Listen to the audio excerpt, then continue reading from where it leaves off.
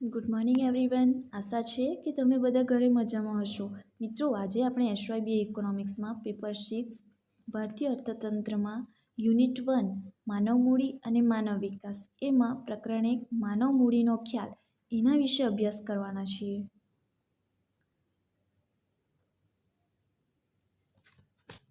તો કોઈપણ દેશની આર્થિક પ્રગતિ અને વિકાસ માટેની ક્ષમતા નક્કી કરનારા જે પરિબળો છે તેમાં માનવ મૂડી એક મહત્વનું અને નિર્ણાયક પરિબળ છે. રાષ્ટ્ર પાસે ગમે તેટલી વિપુલ સાધન સંપત્તિ હોય, પરંતુ આ સંપત્તિનો ઉત્પાદક ઉપયોગ કરીને તેને વિવિધ સેવાઓમાં જોતરી શકે એવું માનવ પરિબળ ના હોય તો એ દેશ ઝડપથી આર્થિક વિકાસ કરી શકતો નથી. ખેતી, ઉદ્યોગ, સિંચાઈ, રેલવે, રસ્તા વગેરેમાં જે મૂડીરોકાણ કરવામાં આવે છે તેને ભૌતિક મૂડીરોકાણ કહેવામાં આવે છે. આ ભૌતિક મૂડીરોકાણ દેશની આર્થિક સમૃદ્ધિમાં વધારો કરે છે. પરંતુ આ પ્રકારનું ભૌતિક મૂડીરોકાણ કરવા માટે માનવ મૂડીરોકાણ કરવું અનિવાર્ય છે, કારણ કે દેશની કુદરતી અને ભૌતિક સાધન સંપત્તિના ઉપયોગનો આધાર એ માનવ મૂડી ઉપર રહેલો છે. તો આપણે સૌપ્રથમ જોઈએ માનવ મૂડીરોકાણ એટલે શું. તો માનવીમાં રહેલી શારીરિક અને માનસિક શક્તિઓના વિકાસ માટે જે મૂડીરોકાણ કરવામાં આવે છે તેને માનવ મૂડીરોકાણ કહેવાય છે. અથવા તો બીજા શબ્દોમાં કહીએ તો પ્રજાજીવનની ગુણવત્તા વધારવા માટેના મૂડીરોકાણને માનવ મૂડીરોકાણ તરીકે ઓળખવામાં આવે છે. આમ કેળવણી, શિક્ષણ, તાલીમ, સંશોધન, આરોગ્યની સેવાઓ વગેરે માટે કરેલા મૂડીરોકાણને માનવ મૂડીરોકાણ કહેવામાં આવે છે. માનવ મૂડીનો ખ્યાલ વિકસાવવામાં professor Marshall, professor Simon Kuznets, professor Schultz, professor Leontief એવા અર્થશાસ્ત્રીઓએ ખૂબ મહત્વનો ફાળો આપ્યો છે. હવે જોઈએ માનવ વિકાસ એટલે શું, માનવ વિકાસનો અર્થ.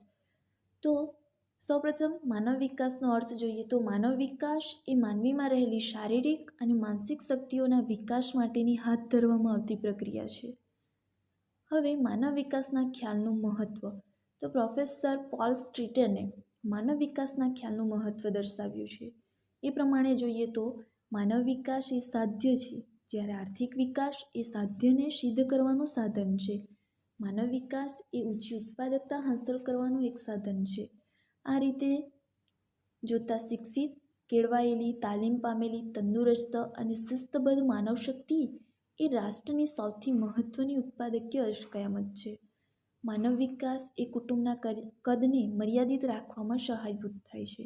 ભૌતિક વાતાવરણ અને પર્યાવરણની જાળવણી માટે પણ માનવ વિકાસ ખૂબ મહત્વનું છે. ગરીબાઈનું પ્રમાણ ઘટતા અવનીકરણ, જમીનનું થતું ધોવાણ વગેરેમાં ઘટાડો થાય છે. ગરીબાઈમાં થતો ઘટાડો એ સ્વસ્થ સમાજ, વધુ લોકશાહી અને વધુ સામાજિક સ્થિરતા લાવે છે. બીજા વિશ્વયુદ્ધ પછીના લગભગ 2 દશકા દરમિયાન આર્થિક વિકાસની ચર્ચાઓમાં બચત અને મૂડીરોકાણ ઉપર ભાર મૂકવામાં આવતો હતો, પરંતુ હવે આ પરિબળના સ્થાને માનવ સંસાધન વિકાસ ઉપર ધ્યાન કેન્દ્રિત કરવામાં આવ્યું છે.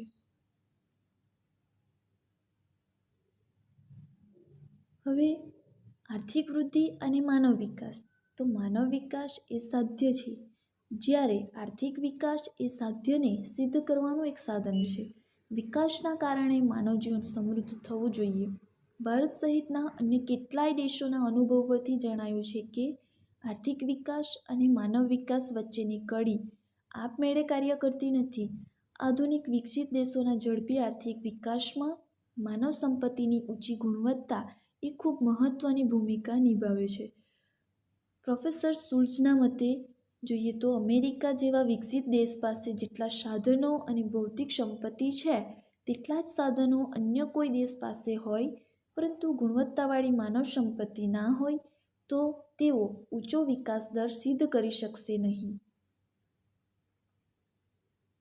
હવે આપણા દેશની ચર્ચા કરીએ તો વિચાર કરીએ તો ઘણા લાંબા સમય સુધી એવી માન્યતા પ્રવર્તી હતી કે આર્થિક વિકાસની પ્રક્રિયાના લાભ સમાજના નીચલા સ્તર સુધી જમે છે અને તેની અસર જાતિ એટલે કે સ્ત્રી કે પુરુષના ભેદભાવ વિના સર્વેને સ્પર્શે છે.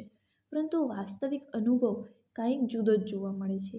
સમાજના જુદા જુદા વર્ગો વચ્ચે કે સ્ત્રી પુરુષ વચ્ચે પ્રવર્તી આવકની અસમાનતા એ ઉડીને આંખે વળગે તેવી છે. દાખલા તરીકે વિશ્વ બેંકના 2005ના અહેવાલ પ્રમાણે જોઈએ તો 1999-2000ના વર્ષમાં ભારતની ટોચની 20% વસ્તીના ફાળે કુલ રાષ્ટ્રીય આવકનો 37.5% જેટલો હિસ્સો જતો હતો, જ્યારે તળિયાની જે 20% જેટલી વસ્તી એનો હિસ્સો માત્ર 7.7% જેટલો હતો અને બાકીની 60% જેટલી મધ્યમ વર્ગની વસ્તી 54.8% જેટલો હિસ્સો મેળવતી હતી. તો મિત્રો, હવે પછીનો આપણો મુદ્દો છે આર્થિક વિકાસમાં શિક્ષણનો ફાળો. એની ચર્ચા આપણે નેક્સ્ટ વિડીયોમાં કરીશું. Okay, thank you.